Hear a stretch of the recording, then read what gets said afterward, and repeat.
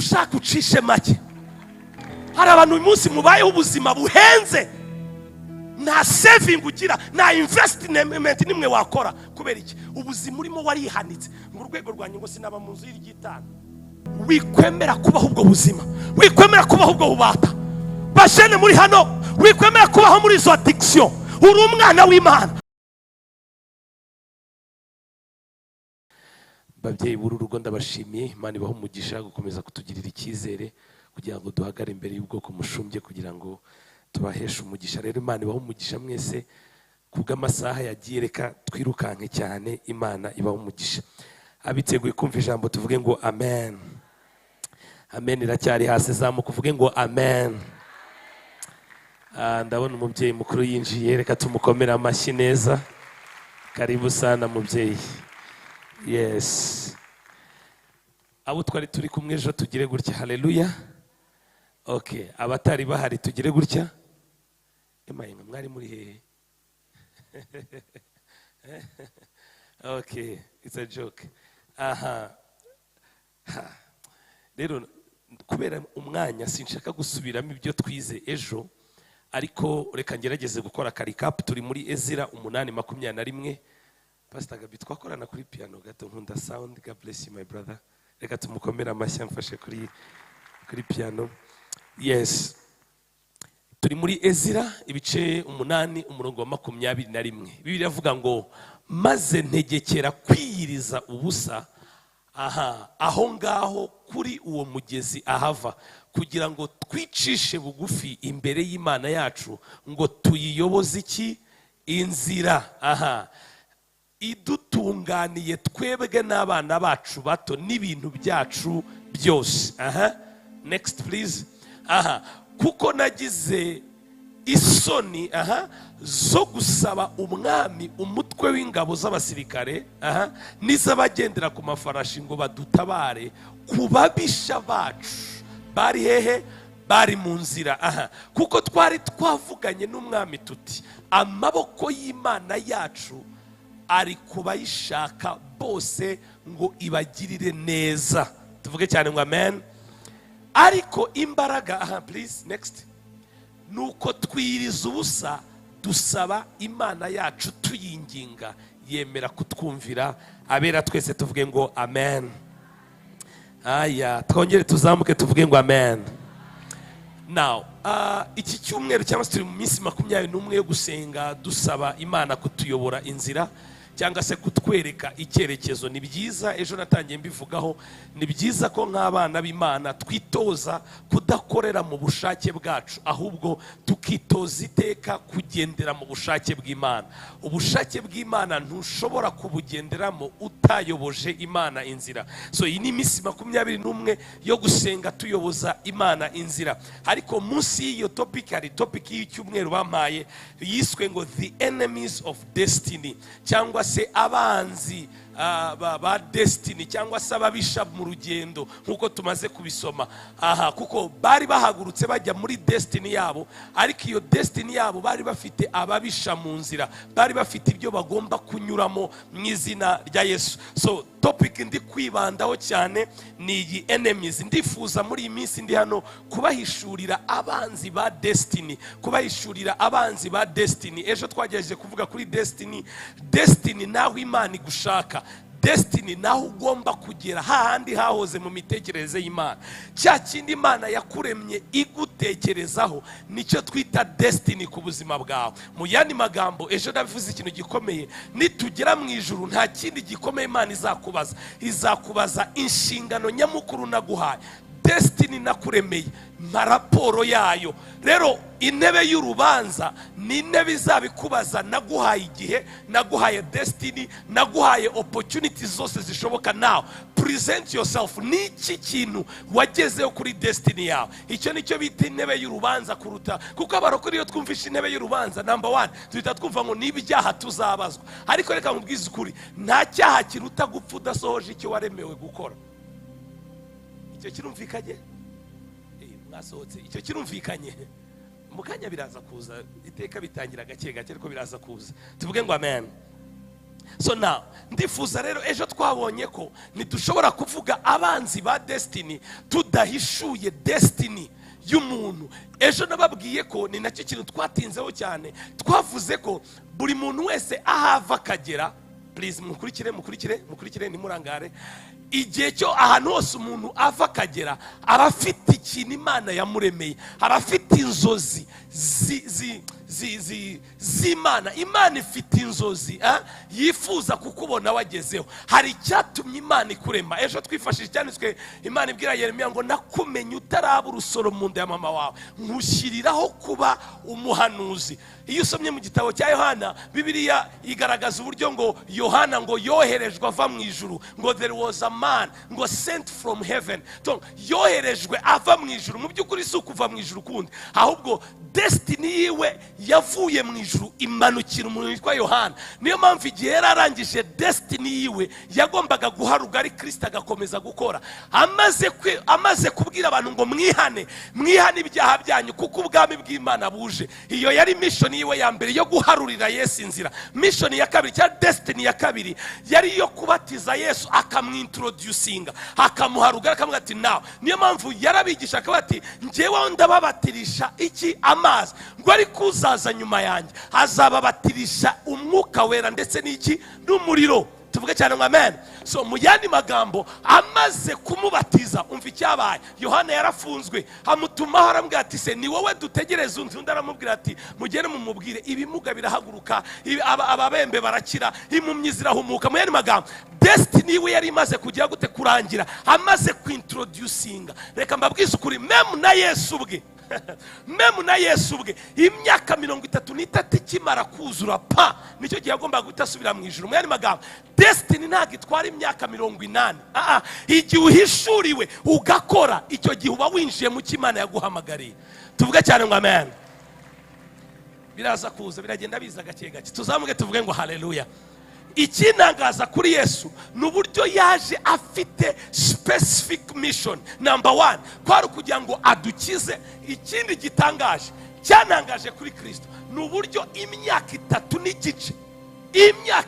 n'igice yararangije mission yiwe ku isi, agomba gusubira mu ijuru. Ariko icyanangaje, yamaze imyaka 30 yitegurira destiny.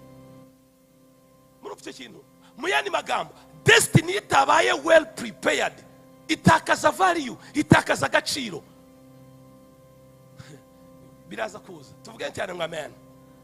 So igihe cyose destiny yawe itabaye well prepared, idateguwe, itigishijwe. Niyo mpamvu Yesu ku myaka 12 yinjiraga mu nzu y'Imana, yinjiraga mu isinagogi, akajya kumva ibyanditswe, akajya kumva ijambo ry'Imana. Sometimes akaba challenginga, ariko yasubmitinze kukumva nawe ijambo ry'Imana. Imyaka 30 igeze, cyari igihe cye cyo kuzuza icyo yaremeye. For 3 years and a half yaramaze gucompleting umurimo we, arangiza asubira mu ijuru. Icyo nicyo twita destiny. Glory to God. Ejo twavuze ko Abisiraheli bagombaga kuva i Babuloni bajya i Yerusalemu. Muri no nkuru ya Ezira, Yerusalemu ni place of destiny. Na ahantu Imana yagombaga kubashyira cyangwa se bajyaga. Ubibona neza igihe Imana bakura mu Giputa, yabwiye Farawo ati genda ubwire Farawo rekura ubwoko bwanjye bugende Yerusalemu bugire gute? Bunkorere. Mu yandi magambo, there is a divine destiny kuri ku musozi w'i Yerusalemu. So bagombaga kuva rero i Babuloni bakajya gukomeza ya destiny Imana yabaremeye, kuramya Imana, guhimbaza Imana ndetse no gukorera Imana. Tuvuge cyane ngo amen. Ariko igitangaje, iyo ukomeje gusoma iyi nkuru, Ezira ahagurukana Abisiraheli bose. Ntabwo ariko bagiye muri Yerusalemu, no. Hari bamwe binangiye, kuko ejo twavuze comfort zone. Bimwe mu bintu byica destiny ni comfort zone. Kwicara ahantu kadamarara ukabona bimwe nawe ukumva birahagije. My brother, ntabwo bihagije. Ntabwo bihagije. Now uyu munsi rero sinifuza gutinda, ndifuza kubereka umwanzi ukomeye wa destiny. Uyu munsi ndavuga umwe, ejo nzavuga undi mwanzi, ubundi singe wahera tuzaba dusoje iminsi yanjye. Tuvuge cyane ngo amen.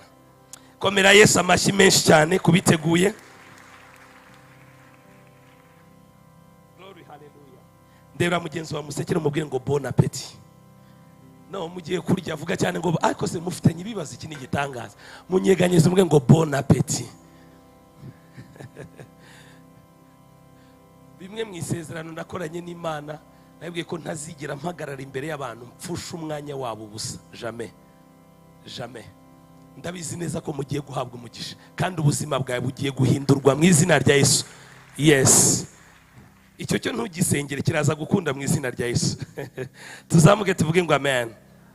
Now, umwanzi wa mbere hamwe n'umwuka w'Imana yampishuriye muri iki gitabo cya Ezra, nifuza kugira ngo tuganireho, ni iwe mwanzi wa mbere urwanya destiny. Umwanzi wa mbere urwanya destiny niwe nise lack of identity. Very powerful. Lack of identity. Bimwe mu bintu birwanya destiny y'umuntu. Lack of identity uko nabivuga mu cyane ni ugutakaza identity. Murayumva ibyo byose. Identity. Identity ni nk'akaranga muntu cyangwa se agaciro, ni ikigaragaza uriwe na identity, sibyo? Ikigaragaza uriwe. Voilà. Nuvuga ngo identity si icyo ufite, identity ni icyo uri cyo. Ako kantu karumvikanya kuko abantu benshi, reka mbanze nkosora iki kintu, abantu benshi bakora ikosa rikomeye ryo kwitiranya icyo bari cyo n'ibyo bafite. Iteka ibyo ufite ntago bisobanura uriwe. Am I communicating? Pastor ko numva sound gake sound garyoshye. Mumurikiye tuvuge cyane ngo haleluya. Mwasohotse tuvuge ngo amen. Erega narabiteguye iminsi muzancikira. Tuvuge cyane ngo amen. Mu yandi magambo, abantu benshi bisobanura mu buryo bw'ibyo bafite, ariko mu by'ukuri siko kuri. Icyo ufite si cyo kigaragaza icyo uri cyo, kuko ushobora kukigira atari icyo ufite. Birasobanutse? So mu yandi magambo, uyu munsi ushobora kubwira umuntu uri muntu uti nitwa runaka, ndi umunyamakuru, nkora iki kigo iki n'iki, mfite umugore n'abana, ni icyo uri cyo. Ugasanga interpretation y'icyo ari cyo igendeye ku byo afite. Nimba ari ugutsindwa kwa mbere kw'abana b'Imana, nuko dufata ibyo tumaze kugeraho, nuko dufata ibyo tumaze gukora, akaba ari byo twiyitirira. Niyo mpamvu akenshi destiny yaho dushaka kugera, aho Imana itujyana, sometimes niyo mpamvu dutsindwa, tukibaza ni ukubera iki. Reka mbwize ukuri, igikanga ababisha muri uru rugendo ntago ari ibyo ufite, ikibakanga nuko wasobanuriwe icyo uri cyo muri wowe. Reka mvuga aka kantu. Abantu benshi batekereza ko Satani atinya amasengesho. Ngiye gushokinga abantu. Abantu benshi batekereza ko Satani atinya umuntu usenga. Kuba wakuzura umwuka ukavuga mu ndimi ni byiza, ariko Satani ikintu cya mbere abanza gutinya ni identity yawe. Vuga amena nkubwira akantu. Zamuka vuga ngo amena nkubwira akantu. Muzi igitangaje pastor, iyo abaga Satani yatinyaga amasengesho muri Matayo ibice 4, igihe Yesu agenda agasenga iminsi 40 n'amajoro 40, va kuri tuno twe dukora 21 tugafungura ninjoro. No, Yesu nta mazi yanywaga, nothing, asenga iminsi 40 n'amajoro 40. Satani nta nisoni aramutinyuka, araza ahagarara nawe. Urumva cyane, ntatinya presence y'uwasenze. Mala soparadia. Tuvuge cyane ngo haleluya. Satani ntatinya presence y'amasengesho, never. Umva igitangaza, ahagarara imbere ya Yesu with boldness, no gushira amanga. Haramubwira ngo nimbura umwana w'Imana. Uzi test ya mbere Satani yahaye Yesu ni test ya identity. Yaramubashije, nimbura umwana w'Imana, hindura aya mabuye kuba umugati. Nimbura iki? Mwani magambo, Satani ikintu cyamwirukanye nuko yasanze Yesu azi destiny, azi identity yiwe. Nagara amasengesho. Muribuka abana baskewa, mujye musoma Bibiliya ra? Yego, abana baskewa bagiye kwiyirukana daimoni. Baravuga mu izina rya Yesu Paul avuga sohoka, mu izina rya Yesu Petero avuga sohoka. Uzikuna abadaimoni bamusubije, baramusubije ngo Paul uvuga tugize gute turamuzi, Petero uvuga tugize gute turamuzi. Dore ikibazo yababajije, mwebwe muri bande. Very powerful. Nimba udashobora gusobanura identity yawe, nukuri ko Imana Satani azaguhoza mu bubata. Kuko ikimukanga si ukwiriza, ikimukanga nuko wahishuriwe icyo wagizwe cyo na identity ufite. Ikibabaje rero ni uburyo twese ibyo tuvuga nkumbabashije identity yawe niki. Bamwe masubiza ndi kandi gitangaje. Reka naka kavuge mbere ko nkomeza. Tuvuge cyane ngo amen. Ubu mubajije hano hari abantu bavuga ibisekuru byabo bagahera kuri we bakagenda ndi mwene runaka wa runaka wa runaka kugera ku 8 kugera kuri 7. Ariko nkubajije icyo uri cyo nyakuri mu ijambo ry'Imana, you can't explain. Urebe ukuntu twatewe benshi hano tutavuga ngo nongo turabizi turabana b'Imana. Kubivuga ntago bigaragaza ko wabihishuriwe, kuko iyo wahishuriwe kuri umwana w'Imana hari ubuzima ubamo, hari resili tugira zigaragaza icyo uri cyo. My dear friends, uyu munsi umwana wa His Excellency yinjiye hano, wahita ubyumva ko hari umuntu winjiye. Uzimavu yari isobanukiwe, hari protocol, hari resili, hari ubuzima. Reka mbabwize ukuri barokore, Satani impamvu tumwirukana ntagende nuko abona ko ntago turahishurirwa. Vuga kakano, Satani nasanga warahishuriwe uriwe azahita amenya uburyo agomba kugutinyamo. Dore ikibazo dufite, ibintu turirimba sibyo twizera mu mitima, nibyo twizera ntago tubibamo. Nicyo challenge ikomeye dufite nk'abana b'Imana, identity. Komera Yesu amashyi tugende. Matayo ibice 16. Come on media team dukorane. Matayo ibice 16 ku murongo wa 13. Hari umuntu ugiye gufashwa uyu mugoroba mu izina rya Yesu. Vuga cyane ngo ni njyewe mu izina rya Yesu. Nuko Yesu ajya mu gihugu cya hehe cy'Kaisariya ya Filipo, abaza abigishwa be ati, abantu bagira ngo umwana w'umuntu. Question of identity. Yesu arabaza, ngendanye namwe, nirirwanye namwe, ndashaka kuba checkinga ndebe mwasobanukiwe uwo ndiwe. Aha, next. Aya, baramusubiza bati, bamwe bagira ngo uri Yohana nde, ariko twasomye dusomye. Bavuga ngo uri Yohana nde mubatiza, abandi ngo uri Eliya, abandi ngo uri Yeremiya, cyangwa uri umwe mu bahanuzi. 15 please. Arababaza ati, ariko mwebwe ubwanyu mugira ngo ndinde. Still the question of identity. Ariko hari abantu bakunda ijambo ry'Imana bavuga ngo amena. No, ijambo ry'Imana rifite umwihariko n'ubwiro. No, nkunda ijambo ry'Imana. Arabaza, mwebwe mumaze kuvuga ibitekerezo by'abandi, mwebwe ko tubana, mwebwe ko dusangira, mwebwe ko tuganira, mwebwe muvuga ko ndinde. 16. Come on media team please, let's work together. Okay? Simoni Petero amusubiza ati, urinde uri Kristo, umwana w'Imana igira gute ihoraho. Umva igitangaje, komeza hepfo gatoya mbaye ishuri ikintu gikomeye. Yesu aramusubiza ati, urahirwa Simoni wa Yona, kuko umubiri n'amaraso atari byo byagwishuriye, ahubwo ni data wa he. Mu yandi magambo, identite ntago bayimenya, identite barayihishurirwa. Iki kintu muracyumvishe? Identite barayihishurirwa ntago bayimenya.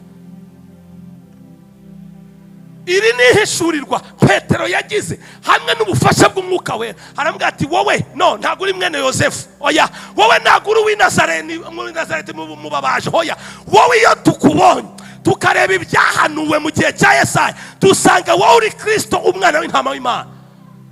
Kubera iki? Yari yahishuriwe true identity ya Kristo. Yesu aramubwira ati, yo si inyama n'amaraso.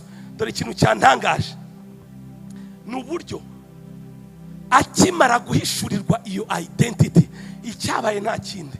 Yesu yaramubwiye, uri Simoni, ariko nzaguhindura Petero. Ndaza kubigarukaho kuko mundebe gatoya, iyo turi kudiringana na issue ya destiny, mundebe please look at me. Iyo turi kudiringana n'iki kibazo kijyanye na destiny na purpose y'ubuzima bwacu, ntushobora kuzuza purpose y'Imana utibajije iki kibazo, who am I?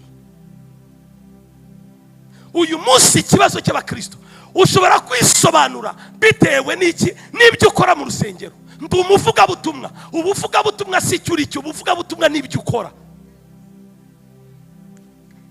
Ushobora kwisobanura ati no, ndi umucuruzi. Umucuruzi n'ibyo ukora si ibyo uri byo, kuko umunsi ubwo bucuruzi butaraza wari uriho mbere y'uko buza.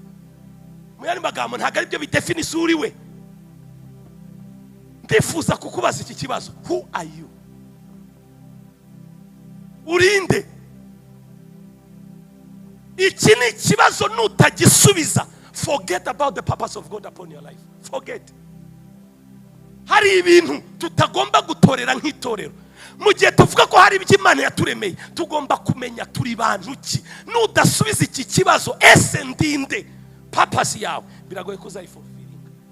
Kuko purpose cyangwa se destiny iri divine ku buzima bwawe, na identity fulfilling your purpose igomba kuba iri divine. Akantu murakumvishe, reka nkakire mu Kinyarwanda, ushobora kutakumvisha. Mundebe, ntushobora kuzuza iby'ijuru utari uw'ijuru. Bivuze neza? Mu yandi magambo, nimba tuvuga ko dufite hari intego y'Imana ku buzima bwacu n'imvejuru, mu yandi magambo ugomba kuba ufite identity iva mu ijuru kugira ngo wuzuze ibyo mu ijuru. That's it.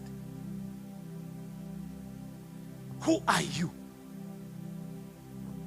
Uyu munsi ikibazo dufite gikomeye, nta muntu urabasha gusobanura ndinde. Number 2, n'uwabasha kugisobanura kuko tubigendera mu kigare ngo ndi umwana w'Imana, ndi umwana. Yes, ndabyemera ko identity yacu ari ubwana w'Imana, ariko ikibazo warabibwiwe nturabihishurirwa. Niyo mpamvu intege nke zihora zisimburana nk'intege nke. Mu by'ukuri kuvuga ngo uri umwana w'Imana ntago bihagije. Ducekinga resulta, ducekinga ubuzima ubayeho kugira ngo bitwereke uri we nyakuri. Ntushobora kuvuga ngo ndi umwana w'Imana ariko ubuzima ubayeho bikagaragaza ko uri uwundi utari uw'Imana. Kuko naje gusanga inka ibyara inka, imbeba ibyara imbeba, Imana ibyara Imana. Nimba udashobora gupuruva isi ko imirimo ukora, ibyo uri gukora ari ibiva ku Mana, ntushobora kwiyitirira Imana. Ikibazo ni uburyo twiyitirira Imana mu magambo, ariko yaza ku bindi ruhande tukayishaka tukayibura. This is the challenge. Ikindi, benshi muri twebwe Imana twiyitirira ni Imana twakuze batubwira, ni Imana pastor yatubwiye, ntago ari Imana twincountinze personal.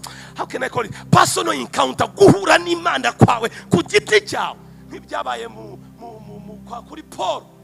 Ari ku Damasiko abona umucyo uraza uramukubita, kandi yarazi ko yatotezaga itorero Paul, ariko biravuga ngo yarazi ko ari gukorera Imana, kumba atazi ko ari kwirenganya. Mu yandi magambo, ushobora kwiyitirira Imana udafite umwuzuro w'iyo Mana uri kwiyitirira.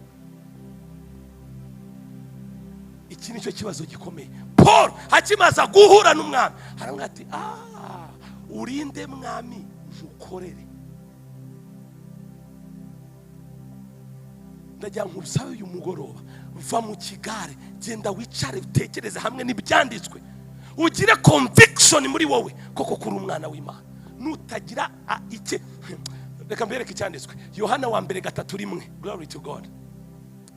Yohana wa mbere 3:1 biravuga ngo murebe urukundo ruhebuje data twese yagize ate, yadukunze, rwatumye twitwa iki?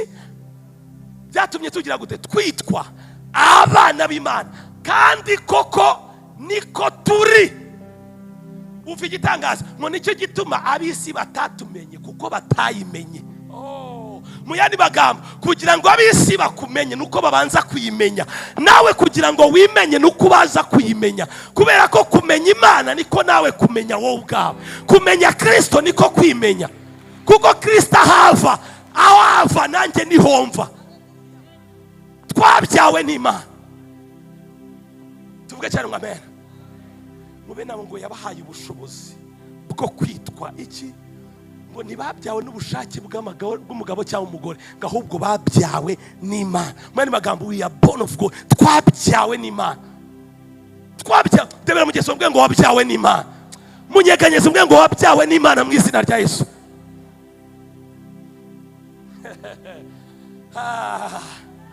Tuvuge cyane ngo haleluya.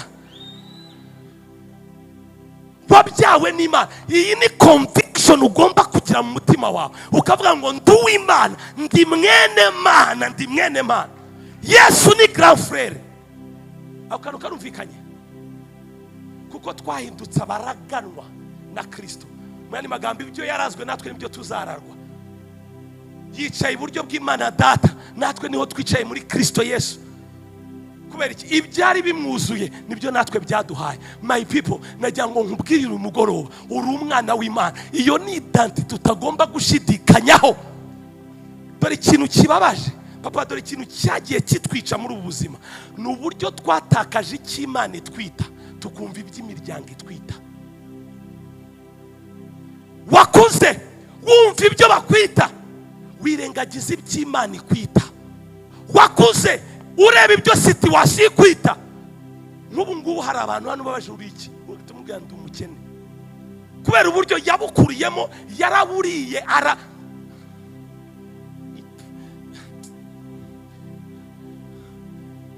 kumubwira ngo uzatunga inde kuko iwabo nta watunze. Kumubwira iyo language, kumubwira urwo rurimi rw'ubutunzi ntabyumva. Kubera iki? Hari identity. Reka mbabwize ukuri, igitangaza gikomeye sinzi Imana yaguha, igitangaza gikomeye ku muntu guhindura imitekerereze. Nta mwanya mfite nari kuvuga ku mitekerereze. Reka mbabwize ukuri, twese hano nicyo kintu kitudindije. Kuko uko Bibiliya ivuga ngo uko umuntu yibwira niko ari. That's it. Niyo mpamvu Imana yashyizeho church gutya as a system, kugira ngo abantu bahure biga ijambo ry'Imana, bamenye icyo Imana ibaganiraho. Uyu munsi ntago witwa ibyo bakwise. Muzi ko uyu munsi dufite n'abantu biswa amazina avuye muri situation bababyariyemo. Urugero, nziko banyanga. Bibaza umuntu akitwa nziko banyanga. Donc kuko niyo situation agakura yumva iyo rejection muri we. Irindi ni bande bambarimo. Donc usanga ayo mazina yarazanywe na situation. Umuntu agafata identity itariyo, agakura ugakora ibyo ukora ukabona ntibikunda, ukibaza ikibazo kirihe. Ni identity. Uyu munsi dufite abantu uyu munsi bari mu buzima kwibaza, aririrwa ashinja. No, igihugu cyacu cy'u Rwanda Kigali sigaye yahenze. Ikibazo si Kigali, ikibazo na identity yawe. Abazimu biwanyu ni babandi karande ni zazindi, kandi warangiza ukaza mu rusengero w'Imana ukazamura ibiganza ngo ndi umwana w'Imana. No, something is wrong. Wahuye ne bakubwira Imana ariko nturagira revelation, nturagira ihishurirwa. Ni hahandi harabonje numva no tugiye muri Amerika byakunda, tugiye muri Canada. Ikibazo niyo wajya muri Canada identity murirana indege, karande muragendana, imitekerereze niyikurikirana. Nshobora kugaragaza ikintu gitoya hano. Hey church, nshobora kwerekana ikintu gitoya hano. Please, hagira abantu nk'abasore batatu muzano tu mbatangira urugero. Munde ngiye kubereka urugero mbere ku kuntu bitwishe. Mwari muzi ko nakaranda ari imitekerereze. Ningirirwa umugisha wo kugaruka, nzabigisha icyo bita the power of belief systems. Imbaraga z'imyizerere. Dore ahantu turogewe ni mu myizerere. Look at me please. N'urugero ngiye kubaha, sibyo muri byo, sibyo? Tuvuge uyu n'ubukene, sibyo? Shamwiseka ntago ari byo. It's just sibyo my brother, n'urugero juste. Uyu tuvuge n'ugukenyuka, sibyo? Uyu tuvuge nibihe bindi biba mu buzima bugoye, ubukode cyangwa se ibibazo byo kubura amafaranga. Dore ikintu gihari, kuko nakuriye mu muryango umeze gutya. Hari data yara strugglinze, hari mama yara strugglinze. Nta muntu numwe nukuvuga ngo no kubona wari umuceri kuri Noheli ni gitangaza. Benshi nuko nimwijijishe mugeze Kigali ejo bundi, mugeze hano ejo bundi, utagenga ku gasura ufite niko wari ufite. Hita usubiza amaso inyuma urebe imyaka 15 iciye, fata agafoto kawe wirebe kenza iziciyeho. Ariko umuntu atayigira serious agata none ibyejo bundi witubeshyana. Mundebe hano ugakurira mu muryango ifite imitekerereze nk'iyi ngiyi, dore ikikubaho. Niyo mpamvu birivuga mu Bafilipi 2:5, iyo tumaze kwakira Yesu Kristo, Evangeliste John, aka kantu kararyoshye. Biraba ngo nimwizeze umutima, sibyo, ukatuza kanwa, umuntu azagira ate? Azakizwa. Ariko nibihagije. Number 2, Abafilipi 2:5 ngo mugire ya mitekerereze yari iri he. Mu yandi magambo, umuntu akizwa kabiri. Umuntu akizwa muri spirit, ariko agakizwa no muri mindset. Paul arabivuga mu Baroma 12 ngo be ye transformed by renewing of your mind. Ngo mugire umutima mugire imitekerereze igize gute? Ihindutse. Now dore ikibazo, benshi twakijijwe muri spirit zacu, ariko mindset zacu ziracyatubuye. Dore ikintu gihari, ukure mu muryango umeze gutya, aho ngenda mu nkurikire ngeze Kigali bigize gute? Nakora ariko still umunankurikira kandi no Kigali iranze, reka nge Kayonza imivumo ikankurikira. Nakora ariko bikanga. But no, ikibazo hari abantu ba braminga bakabe no ifaranga ryatagaciro, no business byaranze, no politike ni ikibazo. Biki byose ibintu byose wabiciriyeho urubanza, nyamara nturicara ngo wisuzume wibwira ikibazo kiri he, wibwiza ukuri. Ahantu ukenera ahandi bari kubakirira, ahantu uri kubabarira ahandi bari kubasekera, ahantu wangiwe abandi bari kuhakundira. Something is wrong. Abati no biranze. Hoya reka nshake visa, ukagurisha umurage wari ufite ngiye gushaka visa nge muri Canada. Tkurirana indege basha. Twagiye. This is the issue. Nukuvuga ngo uyu ni umukristo, ariko imitekerereza afite iracyarimo karande. Imitekerereza afite nuba ngo data nta na pikigeze atunga. Imitekerereza afite, mwari muzi ko mwisi y'umwuka ibintu byubakwa kabiri. Iyo usomye muri Genesis ibice 6:11, no 11:6, sorry, harimo umwuka wera urakoze kunyibutsa iyo nkuru. Harimo ikintu gitangaje pastor. Muribuka umugabo witwa Nimrod Kush akusanya abagabo, harabati naho reka twiyubakira umunara muremure tugere hehe mu by'ukuri. Dore cyabaye, please baravuga bati mureke twiyubakire umudugudu w'inzu y'amatafari ndende izagera mu ijuru, kugira ngo twibonere izina rimenyekane, twe gutatanira gukwira isi. 5, mwibuke ko iki ni igitekerezo Nimrod Kush yarari kubaha, bari batarubaka. Ibyo turabyemeranya, bari bataragira gute? Dore icyatangaje ngo Uwiteka bari kubiganira, ari kubaha structure, ari kubaha igitekerezo. Dore cyabaye ngo Uwiteka manurwa no kureba umudugudu n'inzu ndende abana n'abantu bagize gute? Bari bayubatse. No, ariko mu mitekerereze ya kuba yageze mu mitekerereze yabo izana bana physically bazabibona. Mu yandi magambo, we build twice, in a spiritual realm and a physical realm. Twubaka mwisi y'umwuka biciye mu mitekerereze, tukubaka yami ikintu cyose cyakugezemo hano. Ntago murabona umuntu ugiye kwa muganga. Hari wenje undi nigeze kumva wanza ari umuhungu wanjye wigisha kuri church arabivuga. Hari umuntu wagiye kwa muganga, noneho baribeshya bamuha ibisubizo bitandukanye n'ibyo. Baramubwira ati bamuha ibisubizo bya kanseri, ngo ufite kanseri, mu byumweru 2 ngo yarapfuye. Kandi barasanze bagize gute? Bibeshye imitekerereze. Dore ikibazo si imivumo yiwanyu. Ikibazo ababyeyi banjye ntibatureze. Do you think niwe wa mbere utararezwe n'ababyeyi? Hari abatarezwe babaye abagabo. Ikibazo ni excuse no kuba muri comfort zone yawe utinze. Dore ikibazo, igihe wasengeye nta kirahinduka, uzi impamvu? Ntago urakosora ku mitekerereze. niyo mpamvu iyo mbona abakristo banga kwigishwa agahinda karanyica, kuko uzakomera, Imana izakugeza kure bitewe naho ugeze utekereza na level y'imitekerereze yawe. Do you think Imana ninjije yo kukwinvestisamo izi neza ko ibyo uri kuyisaba bizahomba? Nushaka imitekerereze, dore kiba kibaye rero. Iyo umaze kumenya identity, number one, changing a mindset, ugatumenya ngo ndi umwana w'Imana. Okay, nimba ndi umwana w'Imana, ni yihe migisha ikurikirana abana ba Imana? Immediately kuba umwana w'Imana, wabyawe n'Imana, ntiwabyaye na so. Hagarika guca karande yice mu mitekerereze.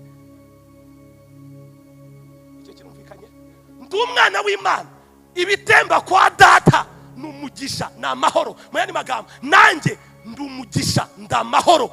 Wumvishe ukuntu bahindura imitekerereze, ukabusanga iwanyu wenda mwarakenyukaga. No, twebwe ntago dupfa iwacu, ntago dukenyuka. Twahawe umwuka w'imbaraga, ntitwahawe umwuka w'ubwoba. Tuvuga cyane ngo amen. So imitekerereze bya bintu byose bikagera bihinduka. Harya wari icyo ubukene, ukabati naho don't be like that. No, it's urugero sibyo. Dore igitangaje, ukabati naho Yesu Kristo yarakennye yambaye ubusa kugira ngo njewe ngire gute. Icyo si cyane ko ntago mukizi. Kuki utakizera? Nuko bahindura imitekerereze. Ibyari imivumo bigahinduka umugisha, ibyari ugukenyuka bigahinduka kurama, kuko uri muri Kristo Yesu. Amagara mazima birabo mu mibyimba ye, niyo dukira indwara zacu zose. Mu yandi magambo, ikibazo dufite ni destiny. Tubakomera amashyi bajya kwicarira. Muri umugisha mu izina rya Yesu. Mwumvisha ahantu ikibazo hano kiri. Please, muri kunkurikirana torero ry'Imana, ndi kubabaza, muri kunkurikirana? Kuko nutumva ibi bintu ndi kuvuga, Satani akagutera. Trust me, aho ujya ni hafi. Ikintu kitwishe ni ukutamenya identity. Turabana b'Imana. Iki ni ikintu ugomba kumva uko bwije nuko bukeye. Oh my God, iminota yanjanye. Reka mbabwire ibintu nka bitatu by'ingenzi cyangwa bine bigaragaza umuntu utaramenya destiny yiwe. No, bigaragaza umuntu utaramenya identity yiwe. Very powerful. Kandi hano uze kumva neza, wumve ko wisanga mu sisawa. Number one, niki cyambere kigaragaza kutaramenya identity yawe, kutaramenya akamero kawe, kutaramenya uriwe. Number one, you imitate instead of dominate. Subiremo, urigana kuruta kudominating. Dominate ni nko kuganza. Voilà, wigana iby'abandi, ntago uganza wowe ngo bakora ibyo ukora. Are you there? Dore ikintu kitwishe cyane, dukunda kwigana. Runaka yambaye ibi, reka nanjye mbyambare. Wowe wakwambaye ibyabo nabo bakakwigana. Ikigaragaza ko utarasobanukirwa identity yawe nuko wigana iby'abandi. Ndakavuze.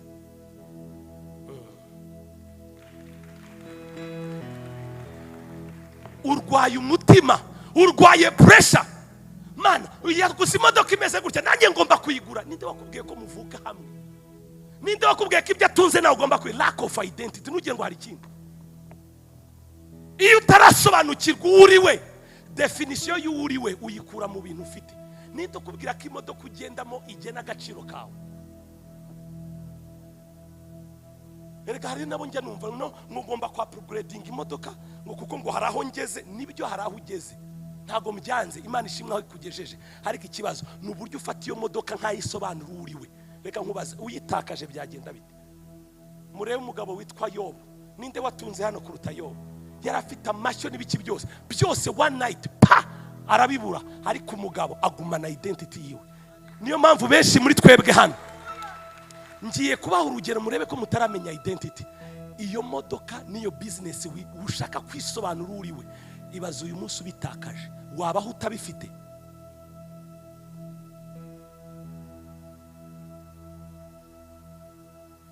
Urabona ukuntu twabaye manipulated. Imodoka, inzu, ibyo byose ugenda wirata. Uyu munsi ako kazi bakubwiye mu gitondo ngo no job here, ntuzongere kugaruka hano. Benshi hano twahwera, uzi impamvu agaciro kacu kihishe mu mamodoka. Ni gute ifashirizwe rata? Buri muntu wese afite imfashwa yiwe.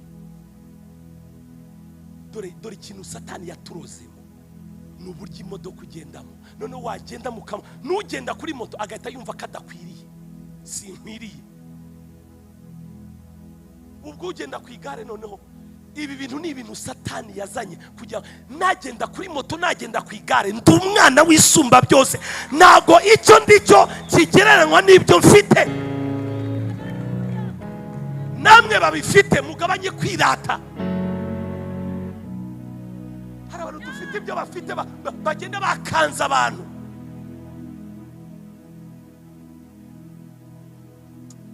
Amwanya mfite urigana. Muzi ikintu kiguzi kirimo, mu ndebe mbabwira ikintu gikomeye.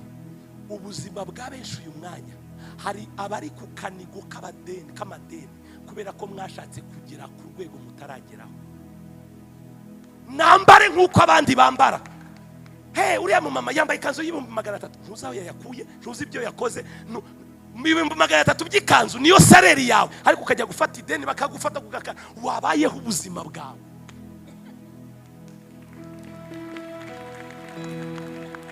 Baho ubuzima bwawe, that's it.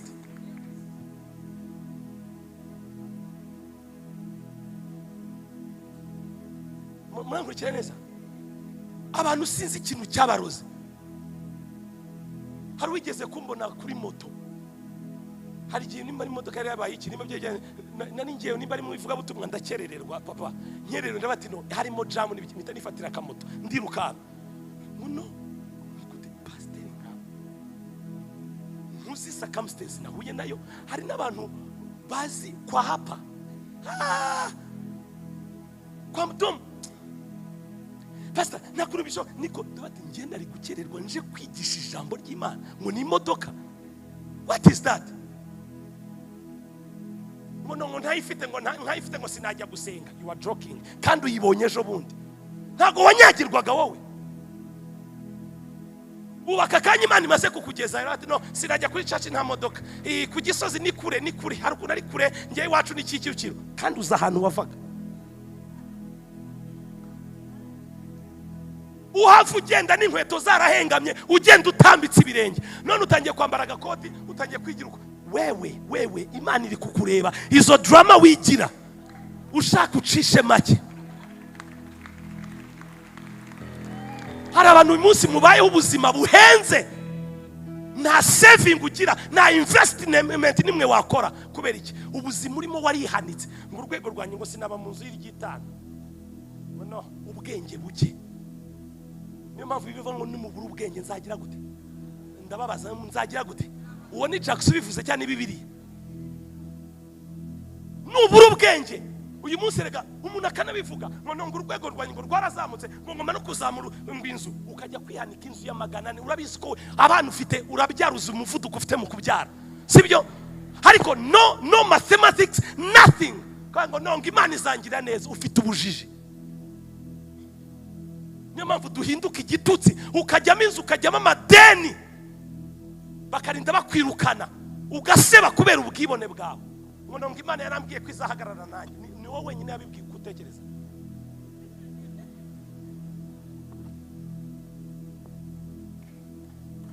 Bayakomese. Naje nabyiteguye ko nta mashyi yanyu ndi bukenere, ariko ndakubwira sinzi n'igihe nzagarukira, ngomba kubibabwirira rimwe.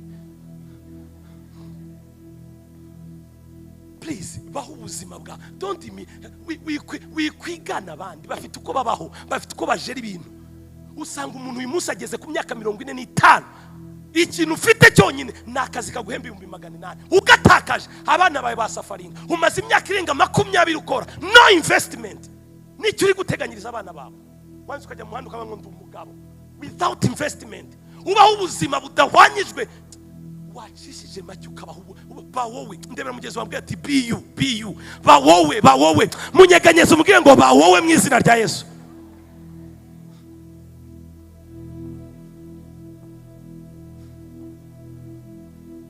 Ako kantu karinjiye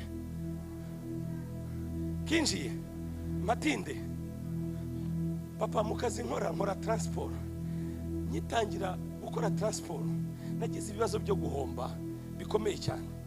Ndangije Imana irongera itangira kunzahura. Inzahuye ntangira ku kamodoka gatoya ka 10 naguze miliyoni 3 zavuye he? No kamodoka nagakoresha. Imana iramfasha mbona indi nyishyira mu kazi. Noneho ntangira kujya ngenda muri kakandi kubw'umugisha Imana impundu umugisha ngurindi nyishyira mu kazi, ariko nkomeza ngenda muri kakandi. I was a pastor, ndibaza abakristo bamwe babizi.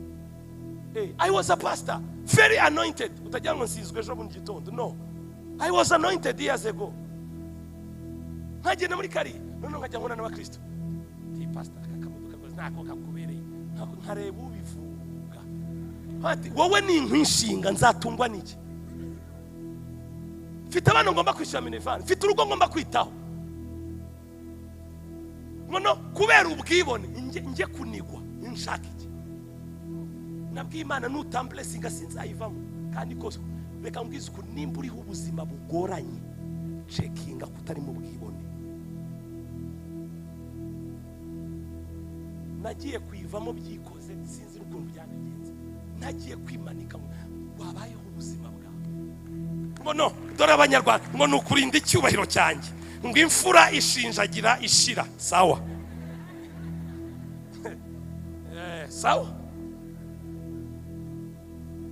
Niyo mpamvu usanga uyu munsi hari abantu bapfa nta kintu na kimwe basigiye abana babo, bakabasigira amadeni n'ibibazo bibuzuye nta kindi. Wabaye ubuzima bwawe uri kurwana n'iki? Nihe kuruse urimo?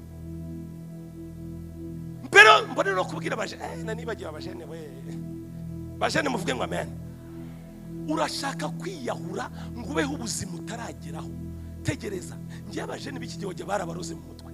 I'm telling you, ninde wakubwiye ko umuntu akira ku myaka 20? Ninde wabikubwiye? Nimba ari byo so yaguhaye sava, nimba hari undi wabikura ari umurage ndabyemera. Ariko uyu munsi dufite abakobwa bari kwigurisha kugira ngo batunge iPhone 17. Agaciro kawe kaboneke muri iPhone.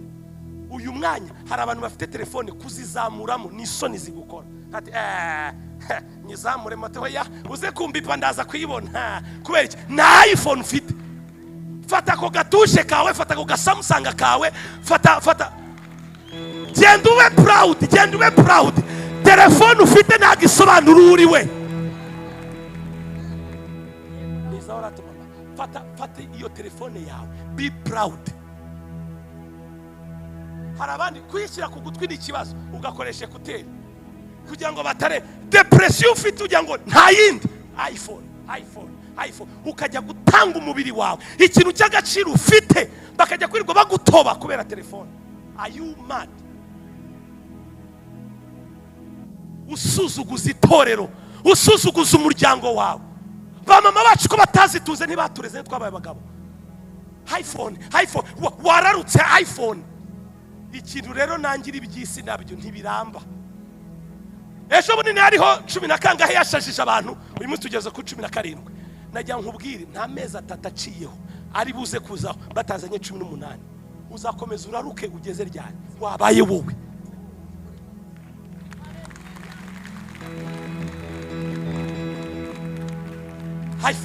iPhone imodoka nindo kubwe ko imodoka uyikeneye kugira ngo ubeho. Ndabyemera imodoka ifasha yoroshya akazi ndabyumva. Mu gihe utaragera kuri urwo rwego, fata agapiki kawe, fata akagare kawe unyurwe. Ibiza bizaza. Abajene ku myaka 25 ndashaka imodoka kuko wabonye umwana w'abandi n'umukobwa yicaye mu modoka bati nanjye ngomba kwitunga, ngomba ntuzaho yayikuye ntuzi urya kuryama ibitotsi wabibuze. Imodoka come on. imyaka 30 irahari uzatunga, imyaka 40 irahari uzatunga, imyaka 50 irahari uzatunga. Wowe kiranuka, icya kabiri ukura amaboko mu mufuka ukore, Imana izaha umugisha imirimo y'amaboko yawe.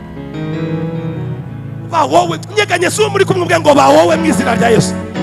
Munyeganyeza umubwire ngo be you, ba wowe. Wikwigana ahubwo dominating. Number 2. Ai amasaha. Number 2. Ikigaragaza ko utaramenya identity yawe. Number 2, you compete instead of complete others. Urahangana kuruta uko wuzuzanya n'abandi. Ejo muzagaruka ko mwumvisha ari nge uzigisha. Ndarara nkusengereje ugomba kugaruka mu izina rya Yesu. Dore umuntu utarasobanukirwa identity yirirwa hangana nkaho kugira ngo yuzuzanye n'abandi. Reka mbabaze, ihangana ryawe wowe nturirushye, nturuha. Urageze kuri bino, nanjye ngomba kugera kuri bino. Umuntu arakubwira ngo hoya yansuzuguye. Don't, come on. Wikwihangana uzuzanya n'abandi. Umuntu utaramenya identity yiwe yirirwa hangana. Number 3. Nanateguye ibintu byinshi. Number 3. Reka msoreze kuri kino. Number 3. Umuntu ni igice cya gatatu kiranga umuntu utaramenya identity yiwe. Kiri very powerful. Nakise ngo easily offended. Easily what? Offended. Easily offended. Iyo utaramenya identity yawe ukomeretswa n'ubusa, ubabazwa n'ubusa. Voilà. Aho matinde si matinde. Ahantu hose wabaye ikibazo kubera ko nturasobanukirwa uriwe. Hari umuntu kuri church yandebye urya. Maybe niko yirebera. Ngono ari amaso hari kinasobanuye. Buriya kandi bamumbwiye ugasanga uvanywe mu itorero nicyo kintu. Na abandi barabyaye, abandi barabasura, ngiye ntago baransura. Twaguteye inda, twe twafatije n'umugabo gutera inda. Abantu bari easily offended. Mwazonze abashumba, mwazonze buri no nanjye mwamupostinze kuri anniversary yo, ngiye ntago mwampostinze. Easily offended.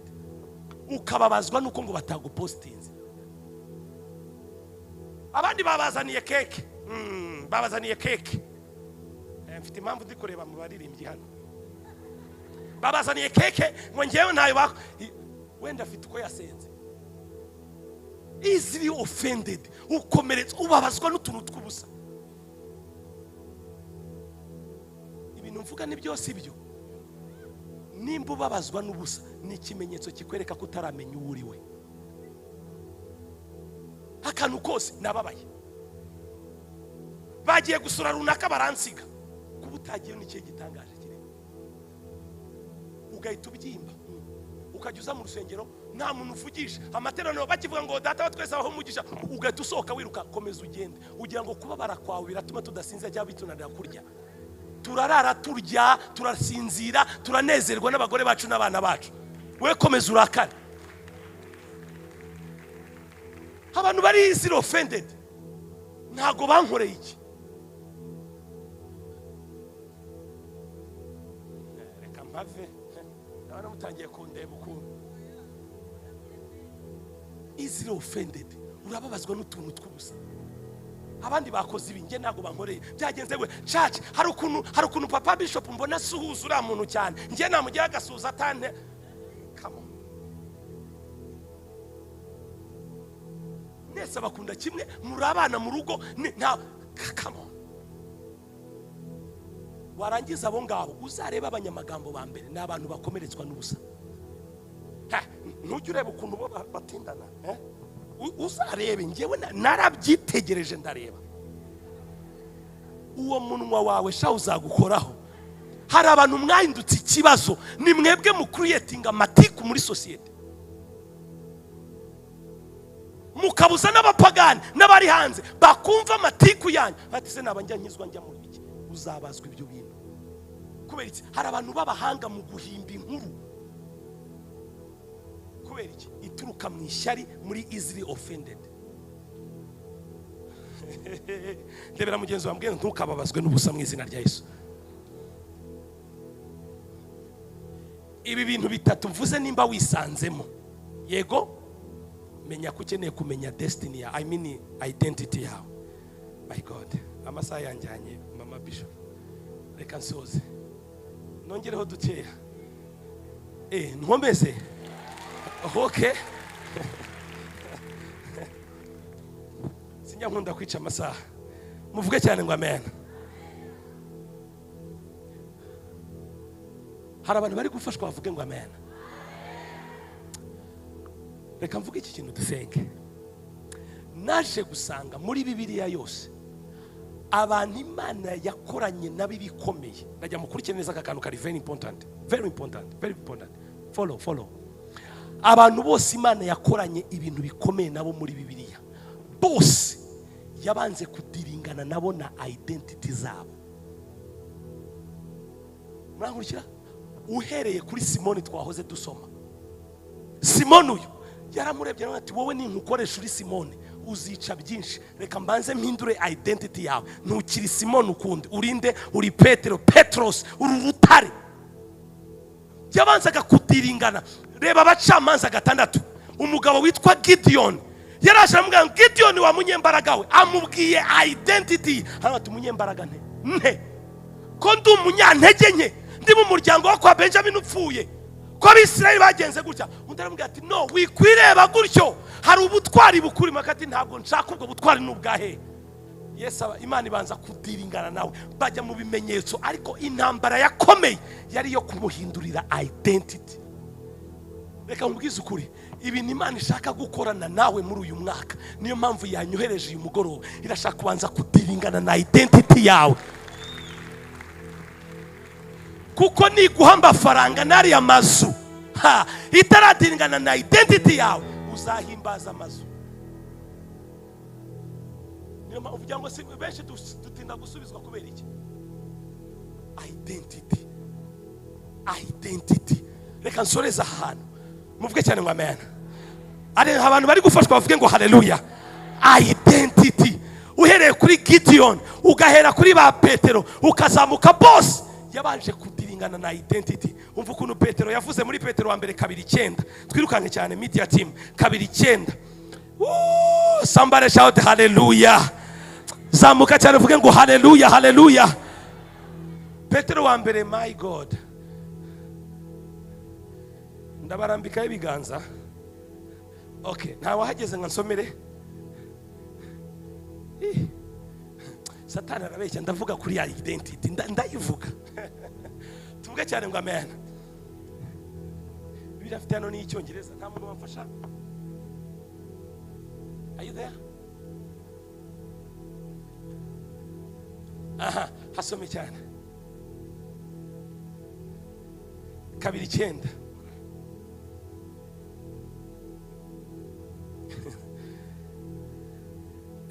Reka dusome mu izina rya Yesu. Petero wa mbere 2:9. Ariko mwebweho muri ubwoko bwatoranijwe. Ariko usoma neza mana yanjye, buretse gato umva ikintu atangiye babwira. Ariko mwebweho, ndebera mugezi wambwiye ngo ariko woweho, munyeganyeza ariko mubwire ariko woweho. Muri ubwoko bwatoranijwe. Muri ubwoko bwagize gute? Bwatoranyijwe. Haleluya. Abatambyi b'ubwami. Abatambyi b'ubwami. Ishyanga ryera. Uri ishyanga ryera. Ndebera mugezi wambwiye ngo uri ishyanga ryera. N'abantu Imana yaronse. N'abantu Imana yagize gute? Yaronse. We are chosen generation. Turi abami n'abatambyi, turi ubwoko bwatoranyijwe. Tuvuge cyane ngo haleluya. Ndebera mugezi wambwiye ngo waratoranyijwe. Munyeganyeza ubwiye ngo uri ishyanga ryera. Uyu niwe uriwe, uri ishyanga ryera. Igitangaje nta nubwo uri umuntu umwe, uri ishyanga. Muri wowe harimo amahanga, muri wowe harimo abakomeye. Imana yabwiye Aburahamu mu Itangiriro 17 yamubwiye ngo nations ngo we come out of you, ngo amahanga azava muri wowe. Reka mubwize ukuri, hari abantu bari abantu ariko hari abantu bari amahanga. Uri ishyanga ryera, biragera kavuga ngo turi ibyaremwe bishya, ubwoko bw'Imana. Nagira ngo nkusubizemo intege, sinzi ibyo uri gucamo, ariko nagira ngo ubwenge ibyo uri gucamo mundebe nasoje. Ibyo uri gucamo ntago bisobanura uri we.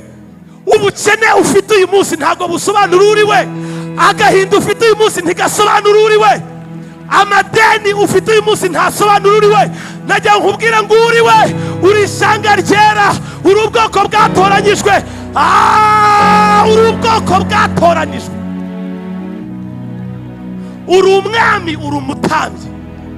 Bibiliya itwita ibintu bibiri bikomeye, ngo muri umunyu w'isi, icya kabiri ngo muri umucyo w'isi. Ndagira nkubwire, nubwo wisuzugura uri umucyo, uri umucyo, uri umunyu w'isi. Utumye inosi ryoha, utumye agakiza karyoha, utumye iri torero riryoha. Najya nkubwe uruhare rwawe rutumye iri torero riryoha, presence yawe itumye umuryango wawe uryoha. Ntuzongere kwisuzugura, ntuzongere kwibona uko utari. Uri umwami, uri umutambyi, turi umunyu w'isi, tukaba n'umucyo w'isi. Simple as that. Ibyo uri kunyuramo wikwemera kuba imbata z'ibyo uri kunyuramo. Najya ngo nsoreze kuri iki kintu, n'indwara ntiwemere kuba imbata y'indwara, kubera uri umwana w'Imana. Hagarara ubwire iyo ndwara, wibwiye ngo nasobanukiwe ko ndi umwana w'Imana. Kubw'iyo mpamvu, wa diyabete we sohoka, wa bibyimba we sohoka. Hagira abizera basakuza bavuga ngo ndi umwana w'Imana. Ntago Satani akumvishe avuga ngo ndi umwana w'Imana, ariko ndi kubwiriza neza ngo tuvuge ngo haleluya. Ndagira ngo uyu mugoroba nkusoze nkubwira ngo uri umwana w'Imana, waratoranyijwe, uri ubwoko bwera, uri ishyanga ryera. Va muri ako gahinda, va muri izo depression, va muri izo challenge. Isobanukirwe nk'intare, kaparahasofarahadiya. Nujya ujya gusenga ntugasenge nk'amagorwa, jya winjira mu cyumba cyawe ukinge, usenge nk'umwana w'Imana.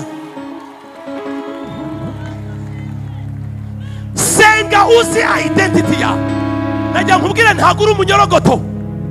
Jya numva barokore b'abasazi babivuga, Mana ntacyo ndicyo, ndi iminyorogoto imbere njye, sindi umunyorogoto. Utekereza ko Yesu yaje gucungura umunyorogoto? Ndi umwana w'Imana, mfite agaciro kenshi. Ubwoko bw'Imana, indwara izahahamuka kubera ko wamenye uri we.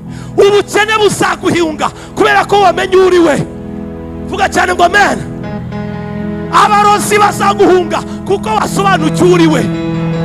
Bibiliya iravuga muri Mariko 16 ngo naho mwarya icyica ngo ntacyo cyuzabatwara. Uzi impamvu? Dufite ubuzima bw'Imana muri twebwe. Biravuga muri Yohana 1, in him was life and that life was the light of men. Ngo muri we hari harimo ubwo buzima, kandi ubwo buzima bwari umucyo w'abantu. Ufite ubuzima bw'Imana muri wowe. Niyo mpamvu ufite gukiranuka kw'Imana. Wikwemerera indwara yawe kwigufata autorite. Wikwemera kuvuga indwara ngo iyi ni indwara yanjye, asima yanjye, asima yawe uvukanye n'asima. Mu izina rya Yesu, yasima iceceke mu izina rya Yesu. Ndagira ngo nsoze babwira iki kintu, wikwemera kubaho ubwo buzima, wikwemera kubaho ubwo bubata. Bashene muri hano, wikwemera kubaho muri izo addiction. Uri umwana w'Imana, uri hejuru ya addiction, uri hejuru y'indwara, uri hejuru ya Satani. Umusaraba waduhaye insinzi hejuru ya Satani, umusaraba waduhaye insinzi hejuru y'abadayimoni, umusaraba waduhaye insinzi. My God, my God, my God, my God. Umusaraba niyo nsinzi y'abizera. Ariko hari umuntu wahaguruka adatera haleluya, haleluya.